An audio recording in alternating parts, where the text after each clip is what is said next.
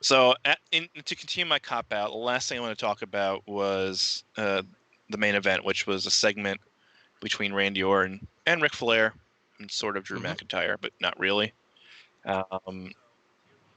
So here's what I want to throw something out for you. Give me a curveball.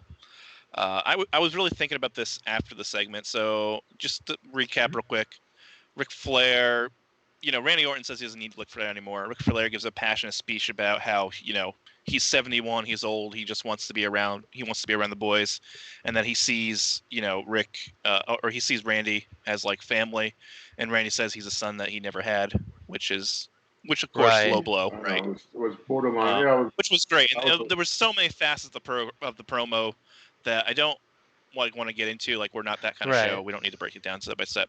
But here's what I want to throw at you. I don't want to see Randy Orton versus Drew McIntyre anymore. Okay.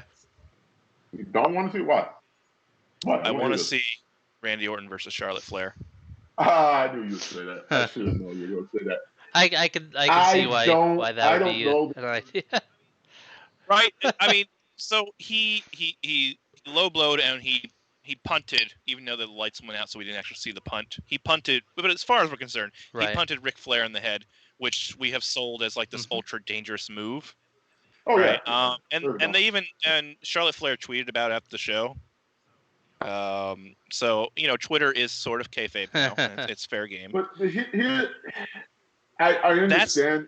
That's the match I want to see now. Like, I want to see Charlotte Flair come back and get revenge on behalf of her father. Because I would see, it's funny because it's like, yeah, realistically, we kind of know that's not going to happen, but I can see why that would be the match to do. Because let's be honest, who else? Realistically, Charlotte is as big as most of the guys, right? She's tall. She's muscular. If you had to, I could get into the ring with a male, with the guy, and the other guy, and the most fans won't crap on it. It would be Charlotte. Be one of the few that could do that. Then you'd be like, cool, Charlotte can roll with them. We're good. Yeah, right. I mean, she looks like China did. She's big muscles. Like, she's bigger than China. Well, no, but she's better wrestler than China. Let me tell you that right now. Too. She's better China to the wrestler. Yeah, she could roll with the guys and legit, and you would not crap on it. But I mean, like, okay, it's not about the match. Yes. It's about the story, right? This is more about the story. That was actually going to be my point. Is right? I think, because I don't know, because who, like, to be kind of realistic, who would you like if there was who amongst the males would really be as apt to come to Ric Flair's defense as Charlotte would? Is my question. Right. No, there is no like what are you gonna do? Throw the Miz in there? Because he taught him the figure four or whatever. No. Right. No. I mean, because we're gonna see Randy Orton and Drew McIntyre at SummerSlam. That's already set in stone. We've seen Randy Orton and Edge recently.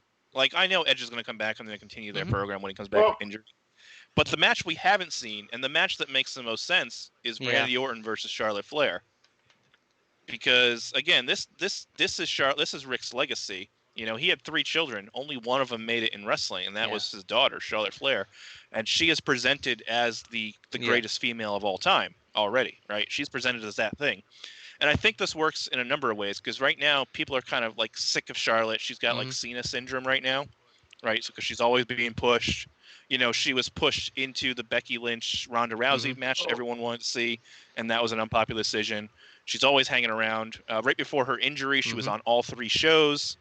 I know people are getting sick of that. If you want to make people not sick of Charlotte, have her come back as a face to take out Randy Orton, to kick his ass because, what he did to her father. Right, that fixes Charlotte's character. That tells a great story that we are emotionally invested in. Right, everyone wants to see someone stand up for their family, and this is one of the few instances we can do this because there's not a lot of like 2nd, 3rd generation superstars on the roster with like their with their parents who are also actively on the show, right? It's really just Ric Flair, right? No one else, like, Bob Orton doesn't come around, and Randy's a heel anyway. we use Mr. Miz and Mr. Cena in the past, but they're not wrestlers, so it doesn't really have the same impact. I mean, we're doing Mysterio and Dominic right now, but that's a little bit different because Dominic, has his own thing going on. Like Charlotte Flair and Randy Orton are superstars. Like they're top of the card. Is there a bigger match that hasn't happened in WWE than Charlotte versus Orton? Yeah, I see your point. And I understand that. The only thing the issue is how would this, if you have Charlotte do it, how are we going to affect it if, say, Charlotte wins? How is that going to affect Orton? Is that going to diminish him? I think Charlotte should win, right? Because she's the good guy. But Charlotte wins, but does that diminish him in the eyes of other people? Because that's what hurt. If you go back to, I can go back because you go back to like 97, 96, 97. Was like Jeff Jarrett or Chris Jericho or any other people in China ever wrestled her? What happened to Mark Merrill? Oh, well, see. What happened to Mark Merrill? Remember with Mark Merrill and Sable? Remember, you had Sable pin him. Remember, he got powerbombed, he got pinned. Mark Merrill was supposed to go into a program with Steve Austin when Austin was champion. Mm-hmm. The minute he got pinned, to be, right, but Sable never presented as a wrestler, right? Charlotte is the best female wrestler to have ever lived at this point. I know in the way that she's probably the most talented, like athletically. Like she's better than Lita and Trish in the ring. Like I know everyone loves them, but she's the best kind of, maybe not the best in-ring talent right now because I think some of the women are better than her technically, but in terms of the way she's always been presented, I think like Sasha Banks is actually probably the best technically gifted wrestler on the roster. But I digress. The point is that she's presented. She can wrestle in the same level that the men is that none of the women in the past ever could have. Right? Sable is not a wrestler, so this is not the same. It's not the same. They try to present her as a wrestler, but no, but she wasn't a wrestler. Actually, that's everyone something did that could be done, and that's something if they're going that way. Whereas Chyna was a wrestler, and she was also big and bad, and when she wrestled the men, like she feuded with Chris Jericho, and Chris Jericho's just fine, right? He's the demo god now. Trying to hit like the only way she could do was go at you hard anyway. So there's no soft. No, they can have a legitimate wrestling match. I mean, Charlotte is tall as Randy.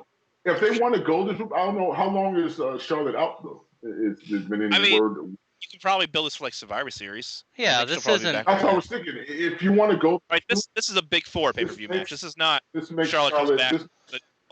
She's not coming back on the Raw after SummerSlam, right? Because she's probably still injured. I don't know what her recovery timetable is, but it's something that's going to sit with us for a while, and I think it's going to be done. I think if it's going to be done, it has to be done verbally, virtually.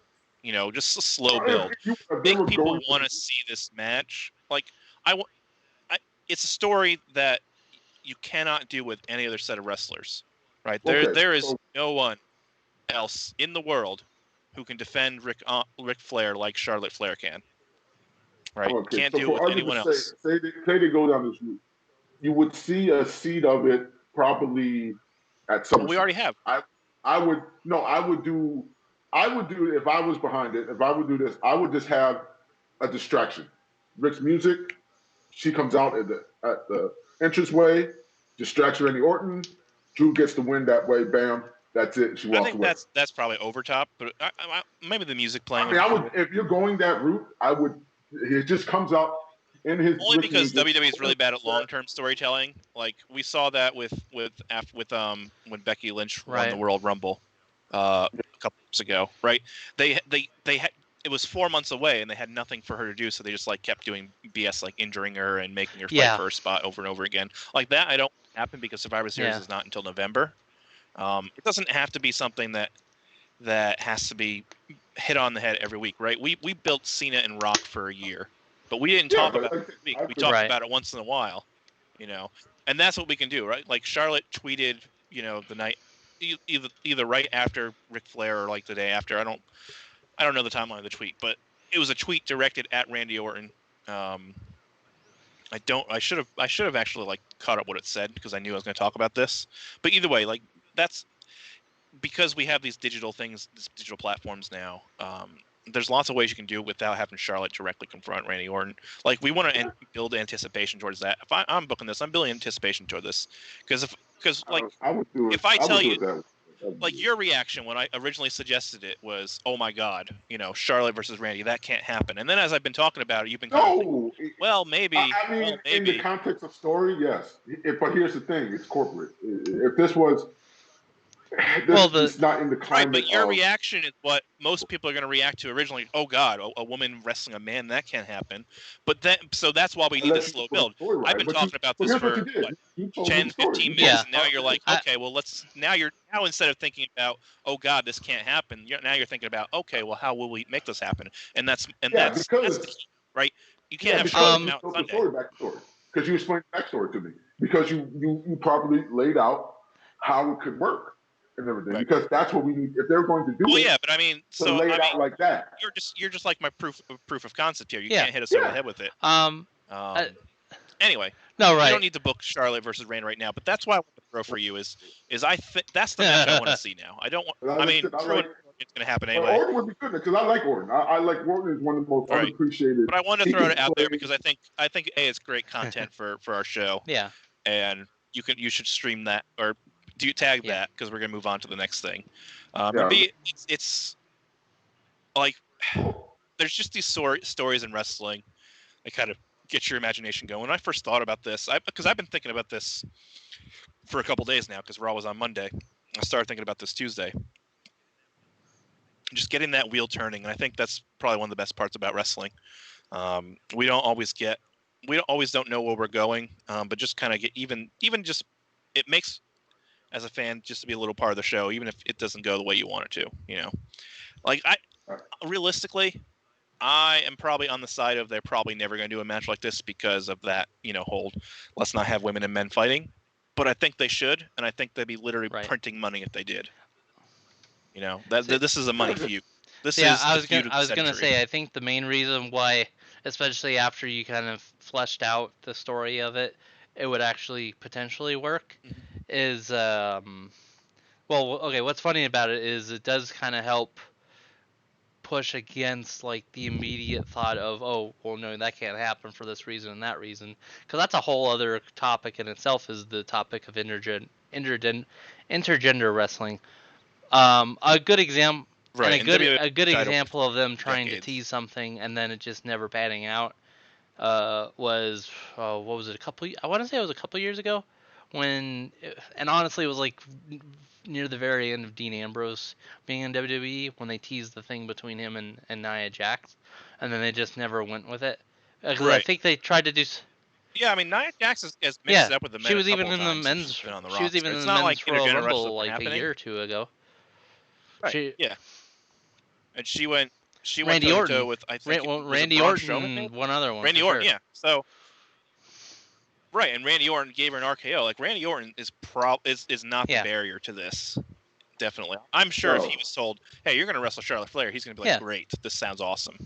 Because you can see over the last couple months between Edge and Drew McIntyre now that if he enjoys his opponents, then he's going to elevate the feud, right? Because he's a really great performer.